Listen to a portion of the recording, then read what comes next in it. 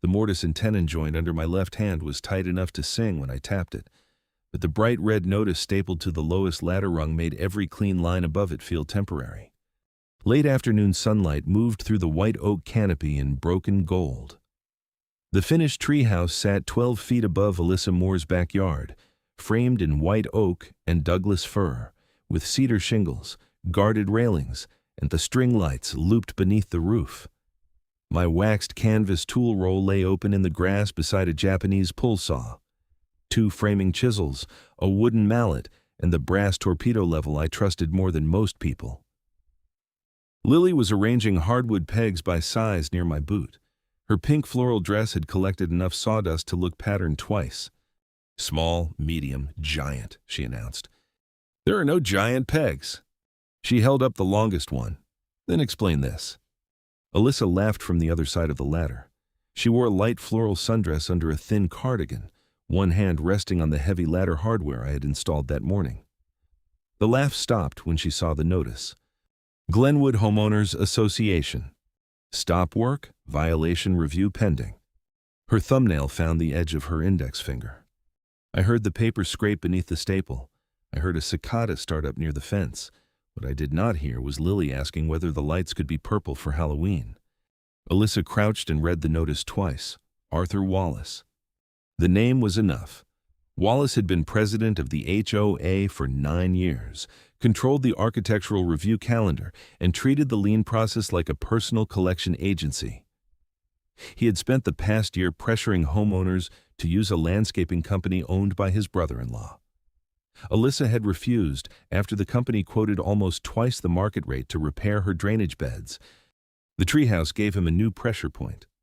Alyssa had kept the house after a difficult divorce, along with its mortgage, rising property taxes, and an insurance premium already strained by the previous owner's neglect. Her freelance design income could not absorb $500 daily fines or an HOA lien. Lily's school counselor had suggested creating a place that belonged to her after the custody schedule changed, a room to read, draw, and decide when the world felt too loud. Alyssa designed the panels. Lily chose the lights and demanded a pulley basket for snacks.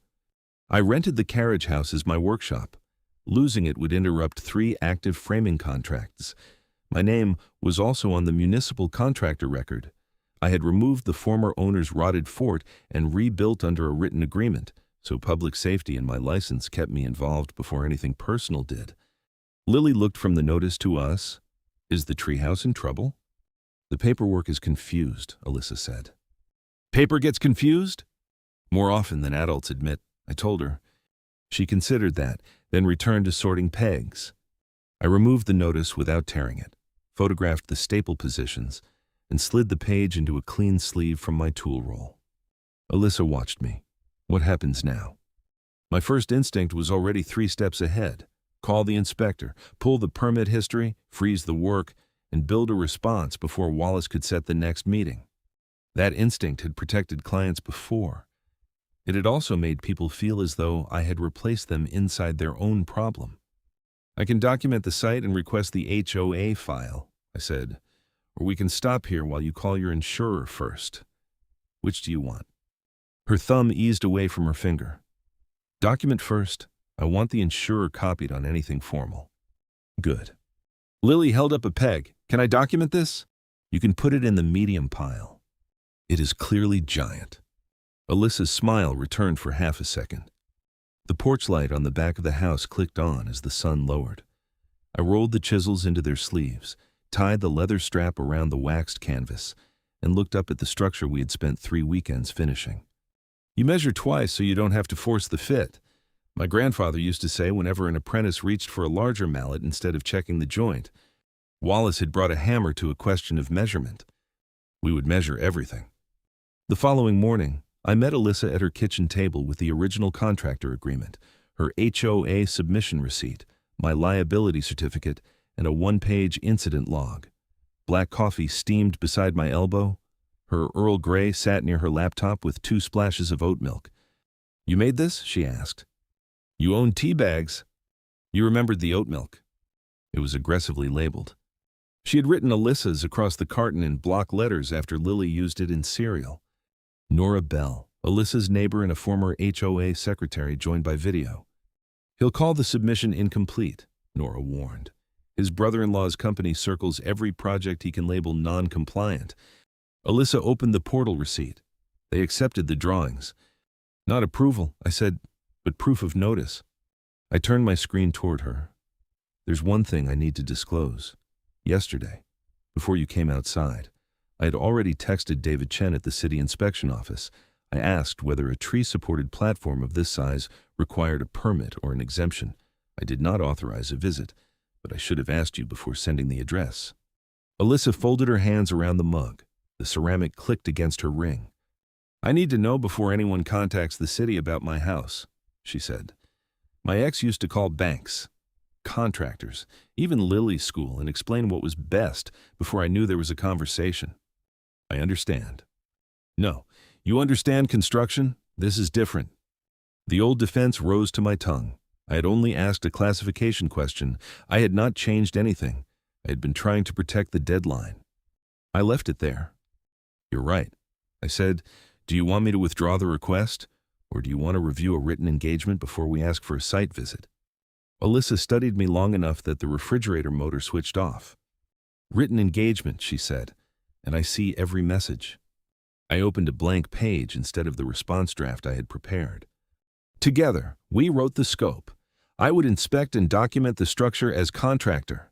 A licensed arborist would evaluate the oak. A structural engineer would review the load path. No city or HOA communication would leave without Alyssa's approval, except a true emergency involving immediate danger. She signed. I signed. Nora witnessed electronically. That was the first correction we made, and it had nothing to do with wood.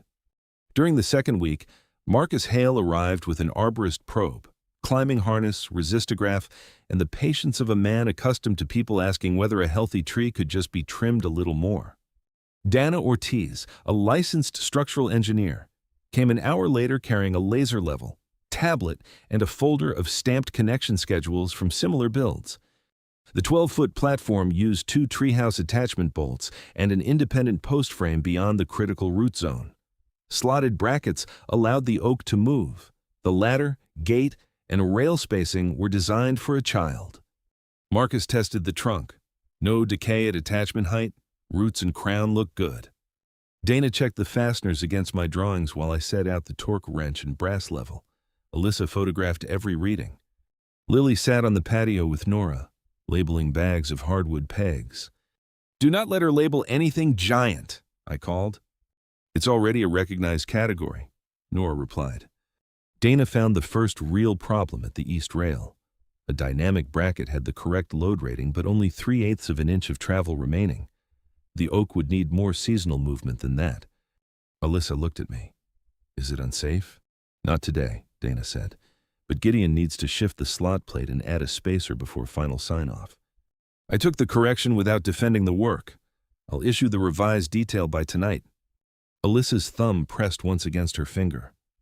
Do you want me to make the correction tomorrow? I asked. Or do you want to review Dana's written note first? Written note first, then tomorrow. Dana glanced between us and nodded. That afternoon, she sent a stamped preliminary review and correction list. The deliverable gave us more than reassurance. It gave the insurer a reason to keep the structure under review rather than exclude it. We celebrated with hot chocolate from Nora's kitchen. Lily added 6 marshmallows to mine because, according to her, contractors required insulation. The next morning, I set a temporary work platform with fall protection, removed the east trim board, and exposed the slotted connection. Alyssa stood below with the revised drawing and called each measurement back to me. Slot length? 4 3/4. Required? 5 1/4. Spacer thickness? 1/2 inch. I cut the white oak spacer, sealed the end grain, and set it beside the plate. Alyssa lifted her plastic level toward the post. It says we're off. I handed down my brass torpedo level. The bubble sat dead center. Her eyes narrowed at the plastic housing. Traitor. You left it on the patio in direct sun. I trusted it. An emotional mistake. She laughed despite herself, and the sound traveled up through the ladder. Do I have clearance to reset the plate? I asked. She checked Dana's detail. You have clearance. I tightened the bolts to specification, marked each head, and entered the readings on the attachment and hazard checklist. Marcus returned to verify clearance from the bark. Donna reviewed the photographs that evening. Gideon's installation matches my stamped connection schedule, she told Alyssa on video. The movement allowance and guardrails are within tolerance. The first full competence review closed one question and opened another. The treehouse was structurally defensible. Wallace could no longer rely on vague claims of danger, so he shifted toward procedure. At the library meeting that Tuesday, the basement smelled of damp coats and stale coffee. Wallace stood behind the podium in a dark suit, one hand resting on a stack of red folders. Alyssa sat beside me with her original submission record. Maya Chen, an HOA and land use attorney Nora had recommended, sat on her other side. Dana's preliminary report remained in Alyssa's binder, not mine. Wallace read the violation aloud and threatened $500 daily fines after 14 days. My plans were accepted 3 months ago, Alyssa said. I received no hearing, denial, or request for more information. Silence is not approval. Nor does it replace your required notice process, Maya said. She'll submit that in writing, Alyssa said. So will I. Wallace looked at me, and the tenant contractor. I waited for Alyssa. Gideon can present the construction record, she said. I stood, placed the hazard checklist beside Dana's stamped review, and described the attachment system, live loads, guard dimensions, ladder hardware, dynamic movement, and correction already completed. I did not cite land use law.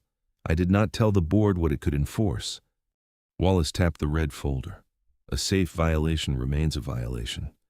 The board set an informal hearing for the 4th week and ordered no use of the treehouse until then. They did not impose fines yet. Outside, the parking lot reflected the library lamps after a brief rain.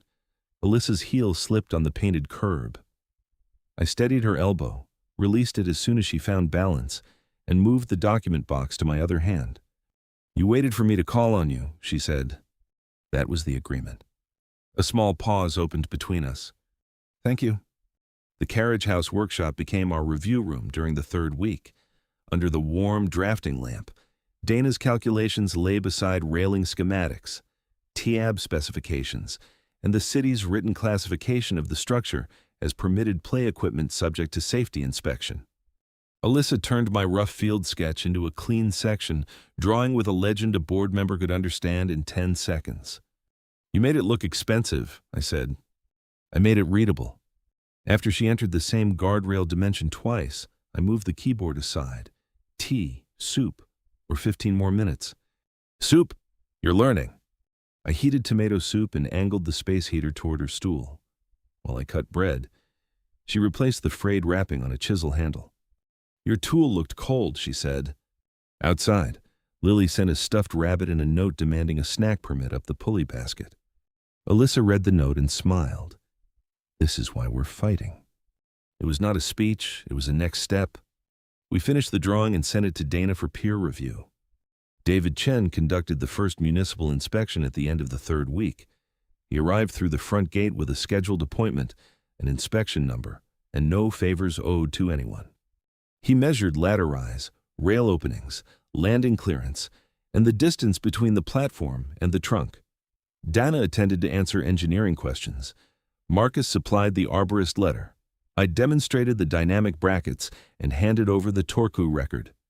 David signed the rough safety pass with 2 remaining items. Add a self-closing gate at the ladder opening and install a secondary handhold below the top rung. Alyssa read the list. We can do that. We can, I said. The city record took immediate danger off the table. Wallace answered by finding a different weapon. Tuesday morning of the 4th week, a certified envelope waited beneath Alyssa's mailbox flag. The first page imposed a $2,000 fine and a $500 daily charge scheduled to begin after a final hearing. The second page cited a 15-foot rear setback measured from the fence. The oak stood 10 feet from that fence. Alyssa sat on the back steps with the envelope across her knees. The waxed tool roll was beside me, still closed from the morning. I can cover the first fine, she said, not the daily charges. If they file a lien, my mortgage company can treat it as a default. The insurer may also claim I ignored an enforcement order. The workshop lease was attached as an exhibit. Wallace had added an allegation that I operated an unauthorized commercial business from the carriage house. 2 structures, 1 notice. He had found a way to threaten both. Alyssa pushed the permit folder toward me, then pulled the workshop lease against her chest. The porch light buzzed once above the door. I won't let Wallace take your business with mine. You are not taking anything from me. I signed the lease. And I signed the construction agreement. She looked toward the treehouse. We may have to dismantle it before the fines start. My hand stayed on the leather strap of the tool roll.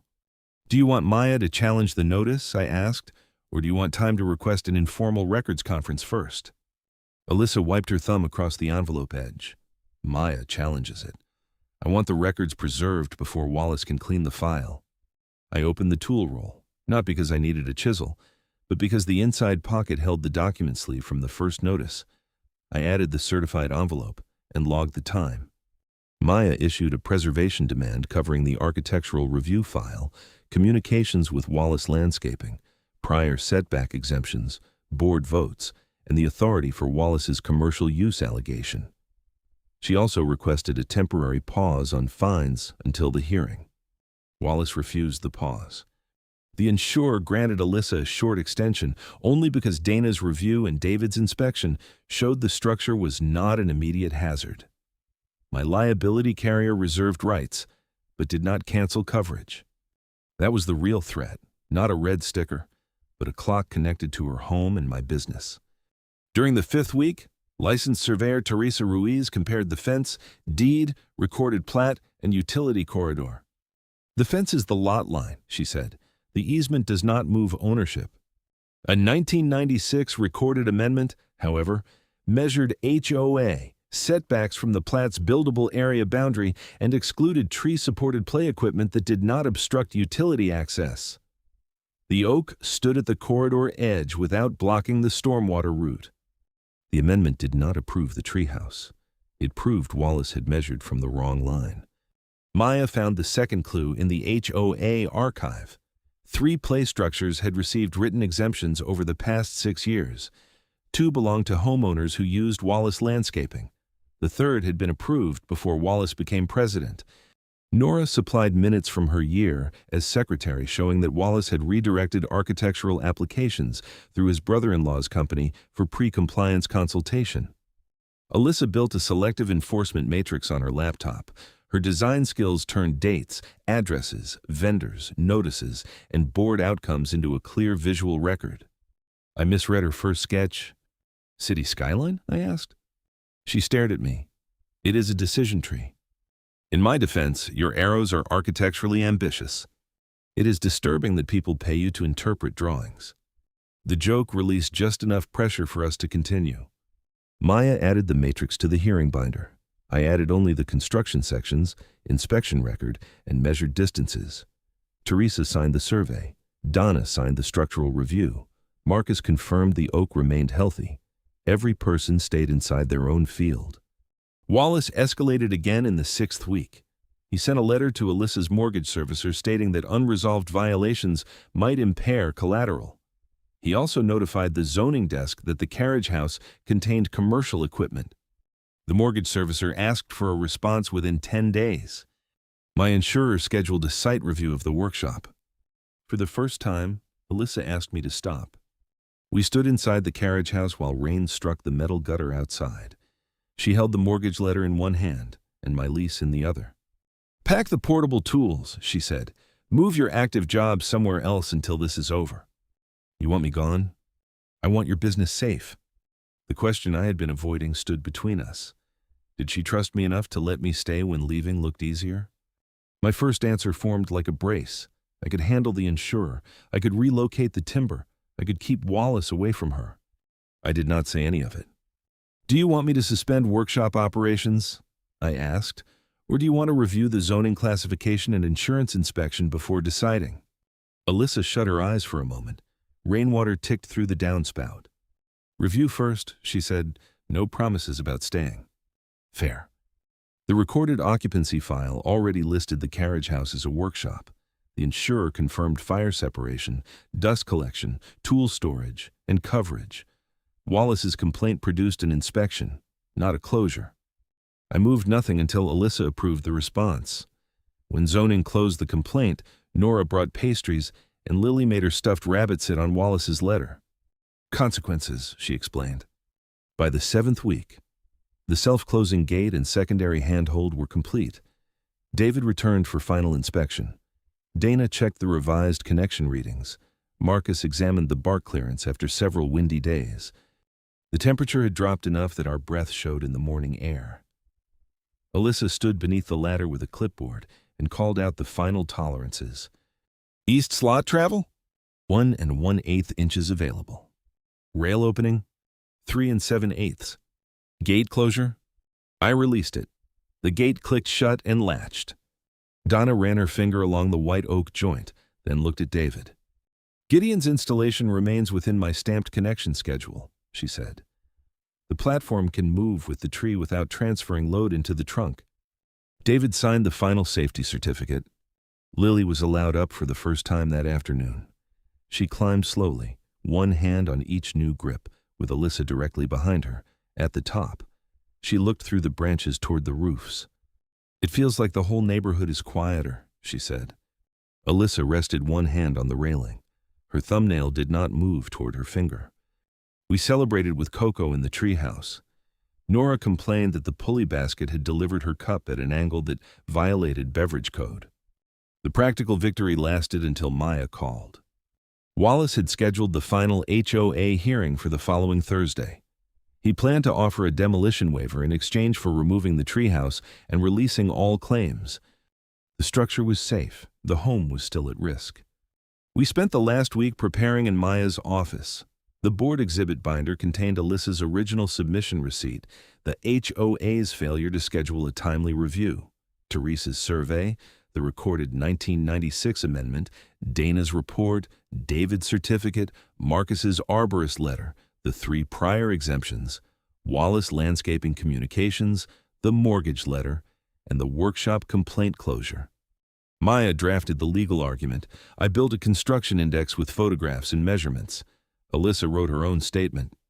At 9 that evening, I found a second page under the binder cover. It was a speech I had drafted for her without being asked. Alyssa found it at the same time. I asked for evidence. She said, not a script for my own life. The words were quiet, which made them worse. I removed the page, tore it once, and put it in the shred bin. You're right. She waited. Do you want me to present the framing record? I asked. Or do you want me beside you while you address Wallace? Present the structure. I'll address the board. I wrote that instruction on the front of my index and stopped preparing her voice. Thursday evening. The library basement filled before the meeting began. Homeowners stood along the walls. Wallace sat at the center of the board table with the demolition waiver placed in front of him. Evelyn Shaw, the board treasurer, sat 2 seats away. Nora had told us Evelyn disliked Wallace's methods but had never challenged him in public. Wallace called Alyssa forward. If you sign tonight, he said, the board will waive accumulated fines and take no action against the workshop tenancy. Alyssa left the waiver where it was. I will not sign. Wallace leaned back. Then the board will proceed. Maya established that Wallace had skipped the mandatory conference, measured from the wrong line, and ignored prior exemptions. At Alyssa's signal, I opened the wax tool roll on the evidence table. Its inner pocket held the photograph index, torque record, correction log, and a final certificate. I presented the 12-foot platform, dynamic attachments, guards, ladder hardware, arborist findings, engineering review, inspections, and corrections. Dana answered one technical question. David's certificate stayed on the screen. When I finished, I stepped back. Alyssa walked to the center table and placed her original submission receipt beside Wallace's waiver. I submitted these plans before construction, she said. The board accepted the file and failed to schedule review. When I refused to hire Wallace Landscaping, enforcement began. She laid down the exemption matrix. 3 similar play structures received exemptions. 2 belonged to homeowners who used the president's family-connected company. Wallace raised his voice. That is an accusation. It is a record. She placed the mortgage letter and workshop complaint closure beside it. You used an unresolved hearing to threaten my mortgage and my tenant's business. I am requesting withdrawal of all fines, written confirmation that no lien will be filed, preservation of every communication involving Wallace Landscaping, and Arthur Wallace's recusal from any matter involving my property. Wallace looked toward the other board members. This is an ambush orchestrated by counsel and a contractor with a financial interest. Alyssa's hand opened flat on the table. My contractor presented measurements. My engineer presented engineering. My counsel presented law. I am presenting the decision. She pushed the demolition waiver back toward him. The treehouse stays. Evelyn asked Maya whether the board could vote without Wallace. Yes. Evelyn made the motion. A second board member supported it. The vote withdrew the fines, prohibited any lien based on the disputed notice, recognized the final city safety certificate, preserved the requested records, and recused Wallace from the property matter pending an independent governance review. Wallace voted against it. He lost 4-1. There was no apology. He closed his folder and left through the side door before the meeting ended. Outside, the night air smelled of wet leaves. Alyssa stood beneath the library light with the written vote in her hands. You kept your part, she said. So did you. The governance review and possible civil claim remained open, but the fines were gone, the lien blocked, the treehouse safe, and my workshop complaint closed. The next morning, David recorded the certificate, the insurer endorsed the structure, and the mortgage inquiry ended. Alyssa signed my seasonal inspection schedule and completion form. The paid treehouse contract was over. We replaced the rent reduction arrangement with an independent market-rate workshop lease. The carriage house remained mine to rent, and the main house remained hers to open, or not. A week later, I stood on Alyssa's front step with the waxed canvas tool roll in one hand and the new lease in the other. The porch light buzzed above me. Through the front window, I could see Lily setting 3 mugs on the coffee table. I'd already knocked once. I could have used the carriage house path and returned to work. I waited. Alyssa opened the door. You're early, she said. I was told 6. It's 5:58. I'm experimenting with spontaneity. Lily appeared beside her in socks patterned with tiny hammers. She saw the tool roll and frowned. Are you leaving? No. The treehouse work is finished. The workshop lease is signed. That sounds like leaving language. Alyssa pressed her lips together, but her eyes softened. Lily stepped onto the mat and wrapped both arms around my waist. Stay with us forever. The exactness of the request took every prepared answer away from me. I looked at Alyssa. She did not laugh it off or explain adult boundaries over Lily's head. She stepped forward, placed one hand on the waxed canvas roll, and met my eyes. So do I. The porch light hummed. Somewhere behind the house, the treehouse gate clicked shut in the wind. I set the tool roll inside the doorway. 6 months later, spring leaves covered the white oak, and the treehouse hosted a neighborhood open house for families interested in safe play structures. Marcus explained tree health near the trunk. Donna displayed the movement detail. David answered permit questions. Maya handed out a 1-page guide to HOA procedure that did not mention Wallace by name. Wallace had resigned as president after the independent review confirmed selective enforcement and undisclosed referrals to his brother-in-law's company. The landscaping records remained under civil review, a thread Alyssa had chosen not to rush. Lily operated the pulley basket as if she controlled a small airport. Alyssa stood beneath the tree in a light blue dress, holding a microphone Nora had borrowed from the school. This project belongs to more than one person, she told the neighbors. Dana protected the structure, Marcus protected the tree, Maya protected the process, and Gideon respected every correction, even the ones that required him to stop talking. The crowd laughed. She looked toward me.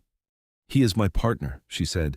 In the life sense, he still requires written authorization for structural changes. Reasonable, I called. After the guests left, Alyssa handed me a small envelope in the carriage house workshop. Inside were a brass house key and a shared maintenance calendar covering the treehouse. oak inspections, gutter cleaning, and 3 family dinners Lily had labeled non-negotiable. "The lease stays separate," Alyssa said. "The key is personal." I turned it once between my fingers. On the workbench, the waxed canvas tool roll lay open beside the brass level. Alyssa placed the key in the empty inner pocket, then moved the maintenance calendar until its edges aligned with the old attachment checklist. We measured the space together before she closed the roll. The key fit without forcing anything. The end. Closing thoughts. A safe home is not built by one person taking control. It is built through clear choices, reliable work, and the courage to challenge unfair rules. What practical action makes you feel most respected in a relationship? The green flag is Gideon learning that protection without consent can become another form of pressure. Healthy love asks first, honors professional boundaries, shares credit, and leaves Alyssa fully in charge of her home, her daughter, and her decisions. Please like and subscribe so we can share more stories like this.